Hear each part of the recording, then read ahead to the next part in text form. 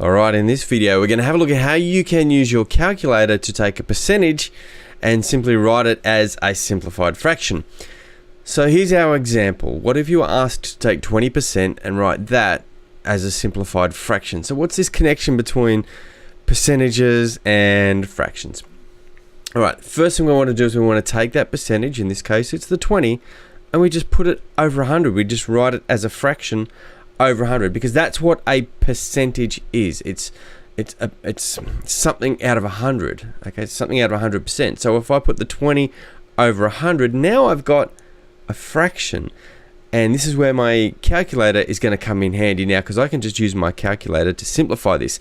In fact, the calculator makes it real easy. Let's have a look how easy it actually is. First thing I'm going to do is I'm going to put my fraction in. So I'm going to do 20 over 100. So put in the 20 to 0, pressing the 2 and the 0 button. Then I'm going to hit this button here. I hope you can see that on the screen.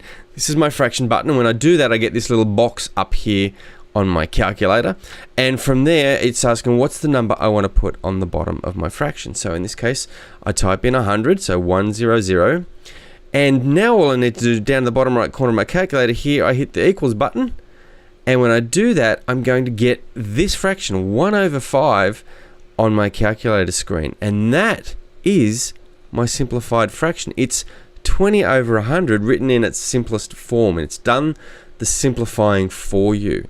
So I could say 20% written as a simplified fraction is 1 over 5. Okay. Finally, just to finish up, there's this other little button here. If you have a look on your calculator, this S to D button. Okay, this converts between fractions and decimals. So it'll take your answer, in this case the 1 over 5, and when you press the SD button, it will convert that into a decimal for you, and every time you hit it, it will just toggle between the fraction and the decimal. So 1 over 5 is the same thing as 0.2, and you can just toggle between them. If your 20 over 100 didn't simplify at all, so whatever your initial fraction was showed up the same number in the bottom right corner here, then it's already in its simplest form. Okay, well done.